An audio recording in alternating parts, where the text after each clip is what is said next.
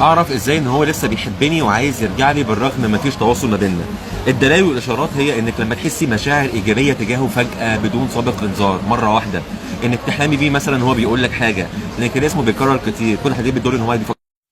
هو الحب في اعدادي غلط؟ زاد الف سلامه لحضرتك، الله يسلمك يا حبيبتي.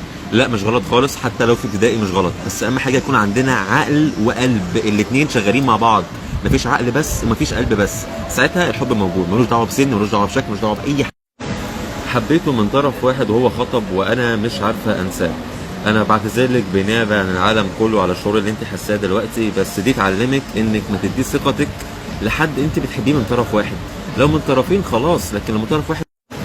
حبيته من طرف واحد وهو خطب وانا مش عارفه انساه.